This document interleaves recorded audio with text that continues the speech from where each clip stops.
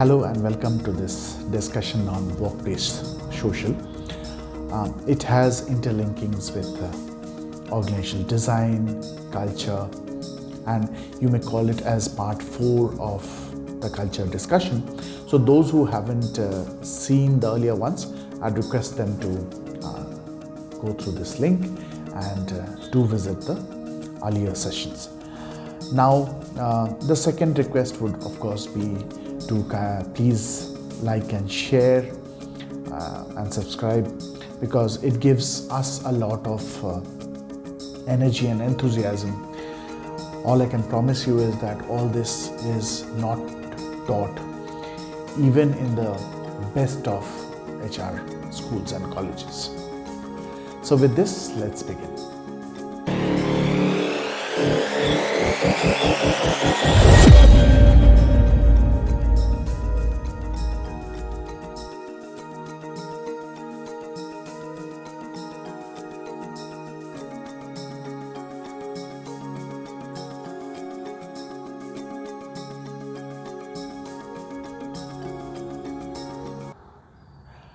I happen to write about workplace social, as you can see, on 22nd of November 2022, where I have tried to conceptualize and say that what we call as HRMS and hence the ways of having one policy for all does not exactly work well with the changing scenario, the ways of working, and how we are trying to integrate work and living together.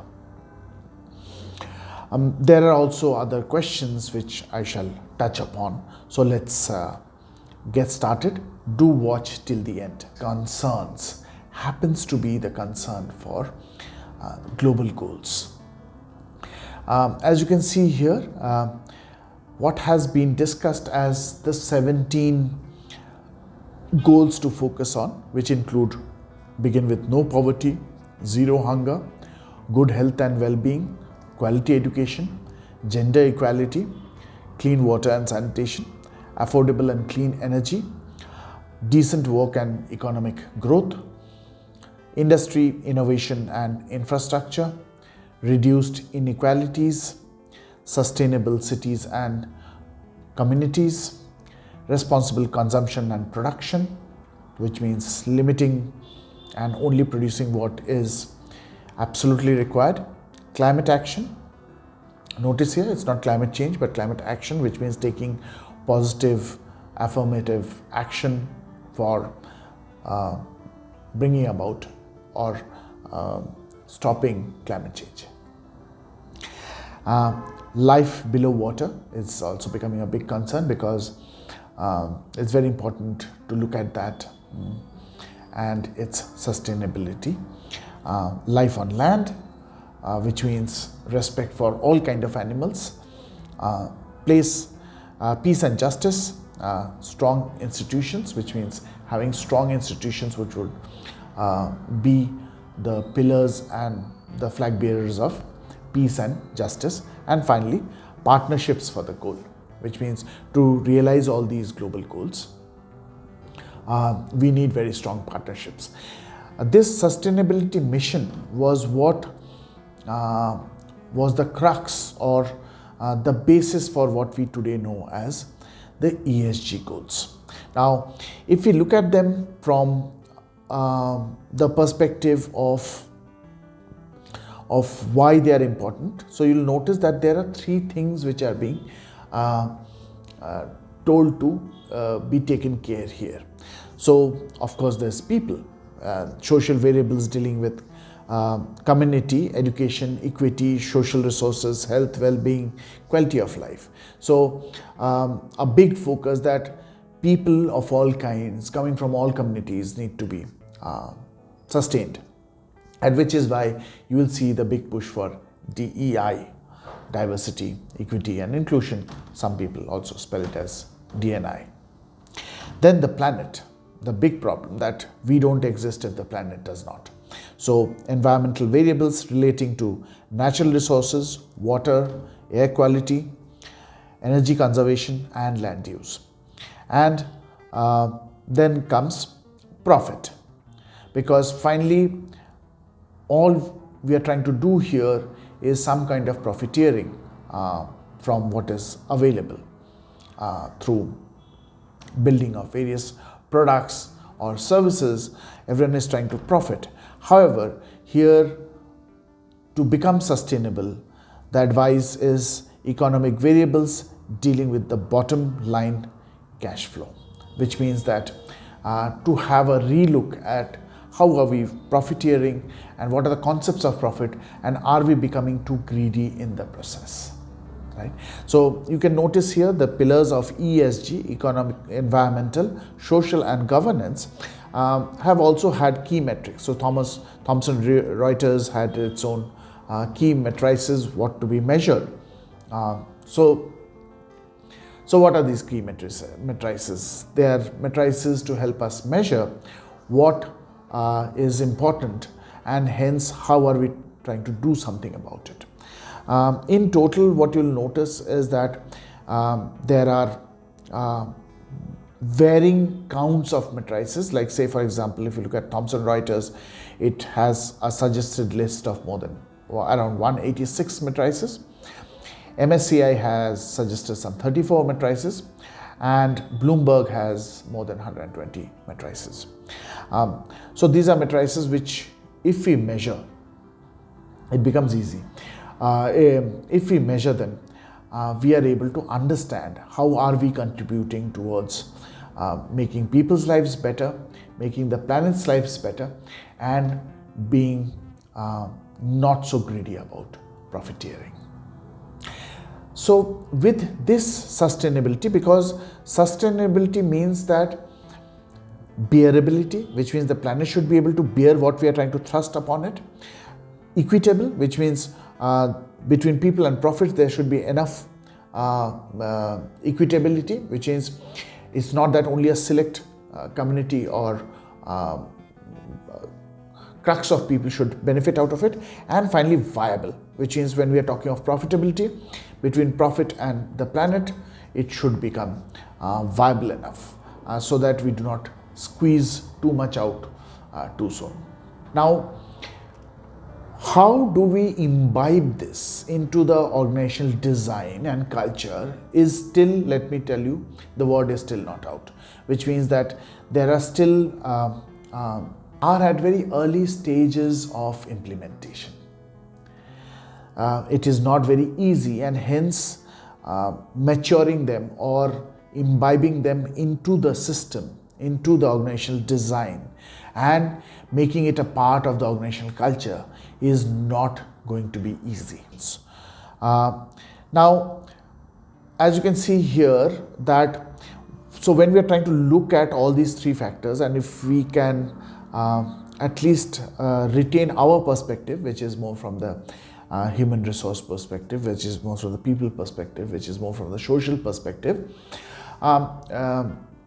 we'll see that there's enough to discuss and there's enough work to be done. Now, one of the first things is itself the whole dichotomy and the whole confusion between what ESG is. So when we say ESG equals sustainability, what we find is that the term ESG in the United States remains largely distinct from sustainability, and it refers primarily to finance related activities, which is governance of investments, governance of how funds are being deployed, how funds in especially social impact sectors are impacted lives. So it's more about looking at it more from those narrow CSR angle lens. But is that or was that the promise with which this was brought? No. Now, even the promoters or those who are pushing for ESG as a must factor are pushing more of it from currently only from the finance part of it, because everyone loves to follow the United States and hence everyone is going through that. But of course, not everyone is doing that. So Europe is looking at it from a completely different perspective. Europe is trying to push it from rather, but from actual practice. How can we include more? So if you truly are a believer in ESG, you should, and you want to implement it, you should look at European companies and what they are doing about it, right? So let us look at our own narrow lens of the S part of it, the social part of it, and where, of course, DEI come. Now, to begin with, a lot of people also call it, instead of diversity, equity and inclusion, people also call it diversity, equity and belonging. So there are different kind of nomenclatures people use for this. It will be dependent on how you're doing about it. Now, if you notice the earlier design in this whole perspective, what you'll notice is that it was we are talking of three things: environment, governance and social in ESG. And when we are talking of environment, governance and social, which means that it does not sit in one corner, though yes, there's a higher emphasis, which is DEI should also become part of governance. And in fact, that is the bigger push, rather than trying to make it part of social. Boardrooms and discussions. The idea is also to expand ESG to ESGD. So which means to put diversity as also one of the important pillars and not make it just a part of ESG. So this is happening globally, and hence it's very important to understand. So basically, what do we mean when we're talking of diversity? Remember it, we are talking and we are trying to think of it from the perspective of including it as a part of culture, not just as a check point. So what happens? Diversity is intentional representation of different minorities or underrepresented populations with considerations of race and ethnicity, gender, sexual orientation and disability status. We know so many cases of where forget intentional representation, there's an intentional misrepresentation at times. Now, what happens if we try to look at it from the perspective of India? Because we are all Indians, I'm an Indian, so we should look at it from the Indian perspective. Where does diversity come and play a role, right? So that should be the question which should be tingling your mind, and how do I put it into work? I will come to that, and by the end you will come. In future sessions of these discussions, my only caveat is let's at least see some good sharing and subscribing happening, so that I also feel energized to make these videos and help you learn and understand these topics better. The second part is equity. Equity is impartially and fairly, which means without bias, without any partiality, providing access to resources and support, including investment capital and development opportunities for minorities and underrepresented populations. Now notice one thing, what we are talking of here again is including investment capital and development opportunities. Now today we do not have any kind of CSR policy which is looking at underrepresented populations or minority representations. Why? Primarily because companies have been given the leeway to decide where they want to do it. Of course, certain sectors have been mapped out. But the point is, how do you, again, you are doing it then from a checklist if you're just doing it from the list of CSR activity, rather than doing it from the perspective of really making a difference, right? And hence making it as a part of the culture. I had recently worked with one of the companies. It's a private limited company, and yet it has set up a very strong CSR arm, and I was very happy to see the kind of work that they have already started doing, and they have been making a big difference. However, there's always scope to do better, and there's always scope to be more inclusive also about these facts, right? Because that's the next point, which is inclusion. Inclusion fosters deliberate actions that allow all individuals or groups to feel valued by authentically engaging and participating in the capital markets. Again, you notice something, it looks like an American description, right? So, but inclusion is not that. So it's much more. So let's go into those parts. So when we look at the definitions of these three things, we can see how we can integrate this in part of the culture of the organization. So begin with diversity, which is the quality or state of having many different forms, types, ideas, etc. The state of having people who are from different races or who have different cultures in a group or organization. Now, how can you do that? One of the good examples or ways to measure how diverse are you being is to see how from how much long distance are you hiring, which means that where does the person come from? Because we know culture or belief systems have a strong base on global or geological limitations, right? If we consider religion, which is a belief system, what you'll notice is that all of them are written in the language from where they emanated, right? Showing the geological limitation of it. And hence, it's important to measure, or one of the good ways to really look at how diverse are you being in your hiring practice is to see that, okay, is my hiring range within 200 kilometers? Can I take it to 300 kilometers? Can I take it to 400 kilometers? Can I increase that? Which means what will happen? The odds are obvious that I will end up hiring someone who is absolutely non-familiar with the local culture, which means sitting in Bangalore, where I am today. I have hired people from Rajasthan. And what does that do? That enables someone to come and mingle and mix and understand a completely different culture.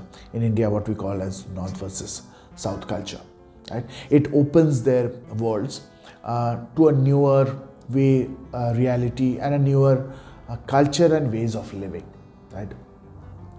And what happens in the process is they start accepting, appreciating. So when they go back home, and this is a reality, it's happened with me. The first time I had come to Bangalore and had seen Bangalore, and that's almost 20 years back, I was amazed at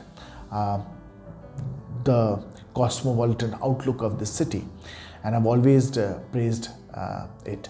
So that way I'm a very spirited Bangalorean, but that does not mean I do not love my own culture, which is I'm a Bengali and I come from Kolkata, and I also try to bring in that culture and share it around here, right? So that's how we can become diverse.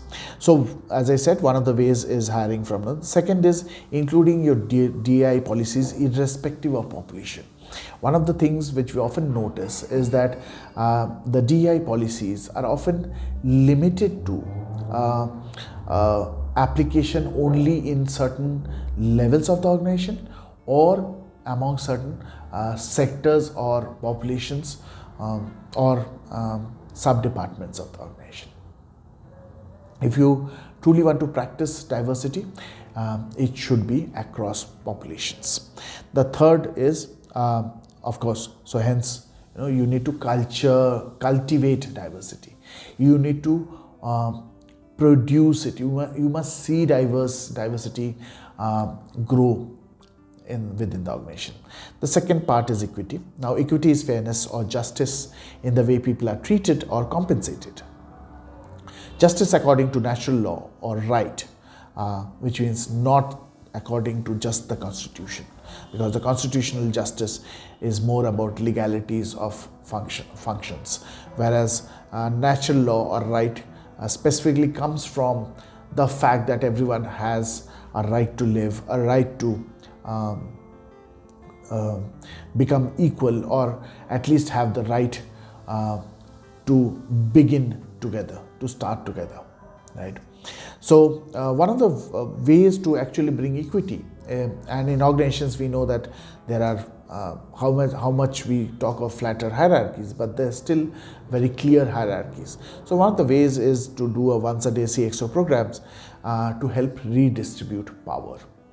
So to give you an example, we allow a certain person, probably coming 3 or 4 band or levels below the CXO, to become the CXO for a day, and he or she should be able to bring upon changes which they feel are important, and then they should not be removed. They should remain as become a part of the organization policy, right?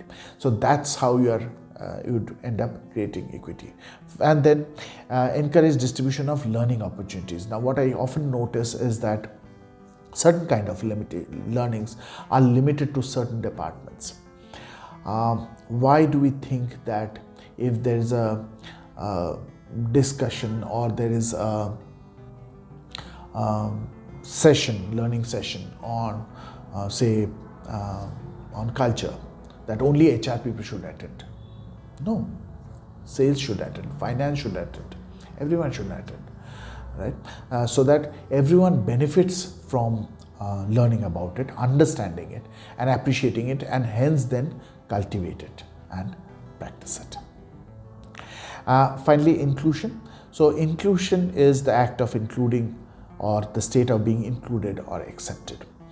The act or practice of including and accommodating people who have historically been excluded, could be because of their race, gender, sexuality, or identity, needs to be removed within the organization, and this could be dealt in different ways. So some of the examples are mandating ideas to allow ideas flourish, and Toyota has been greatly beneficial in this. It allows absolutely people from the floor to put up their ideas, and ideas which finally get accepted are also very handsomely rewarded, right? Finally, all contributions to be included in reward and recognition programs, which means often what happens is we contribute in our different ways to the organization.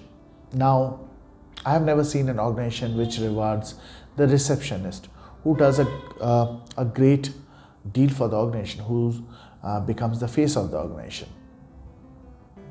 One of the sad parts is to see security guards who are deployed not for becoming receptionists, but for securing the premise, doing receptionist jobs. So inclusive collaboration is one of the ways we should look at it, and not only look at contributions from select departments and sectors, or from select ranges where we can clearly see a revenue linkage. There are a lot of contributions also done by non-revenue contributing arms of the organization. Now, when we look at DEI, and hence what are the primary pillars on which we can influence them or apply the DEI principles, we can clearly see that these core 3 areas in culture, as far as diversity is concerned, in career as far as equity is concerned, and in commitment as far as inclusion is concerned. So culture, the workplace environment for equality, openness towards diversity, and its embrace through inclusivity. So we can introduce diversity by including it as part of the organization culture. We can introduce equity by making it as a part of the career progression path, which is developing a workforce with diverse representation with equal growth opportunities till the top. And finally, commitment, which is about inclusion. We can introduce inclusion through commitments, or the promise towards the DEI doctrine of inclusiveness by removing systemic barriers towards creating and inclusive workplace. So let us look at how we can do this. Now within the organization, you will find that we have these two types. We have individuals and we have the organization per se. Now there are actions which we can do as part of the culture which will also impact the organization and benefit it. Like say for example, individuals are encouraged to be themselves and empowered to speak up. And thus a culture of open conversations and sharing gets cultivated, and individuality is nurtured rather than group behavior and group talk. Similarly, in career, employees can be made aware of the power of meaningful work and its potential rewards, so that the organization offers a fair chance for anyone to succeed and practice to foster innovations. In fact, the very practice of bringing someone outside to head the company is not a good one and does not send down a good message. So hence, organizations who do that often kind of stagger to become very large. One of the easy examples could be Infosys, which till Mr. Murthy was at the helm of affairs was doing pretty well, but the moment he moved out and they did not find someone from within the organization to head the organization, that things started catapulting somewhere else. And so was the example with Tata's. Tata's tried to bring in, though he was part of the board, but still within the group he was still that way an outsider. He was just an investor. Mr. Cyrus Mistry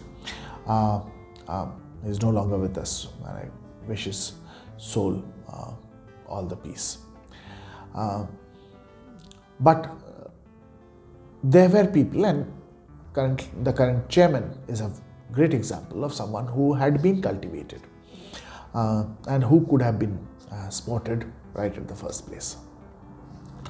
And finally, commitment, which is employees are first trained to bond before they are bound to their workplaces. Now, this is often not practiced, and the revenue linkage perspective is, how can I make someone perform from day one? No. To ensure inclusiveness, how can I ensure that they have bonded with at least 5 to 10 of their colleagues and people around before they start getting bound to their workplaces? Right? Isn't that a bright idea? So a culture of shared goals and team commitment is nurtured actively for long-term association and retention. I will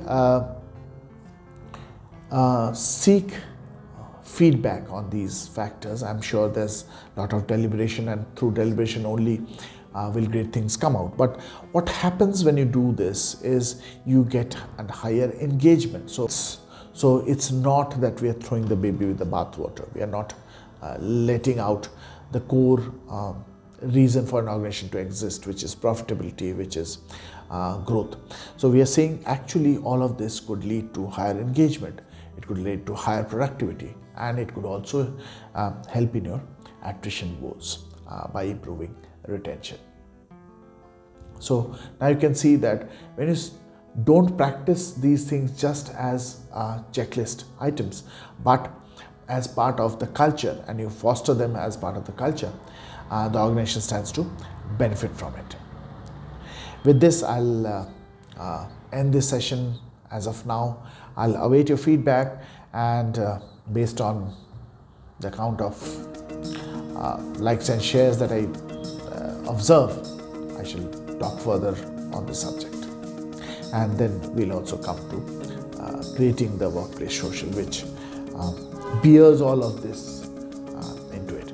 Those who are interested, please go ahead and read my article, and please don't fail to comment and make it into a discussion. And I would like to invite someone in the forthcoming sessions to have a one-to-one discussion or even a group discussion to ensure that we are walking down the right path of sustainability and just not doing an audit job about it.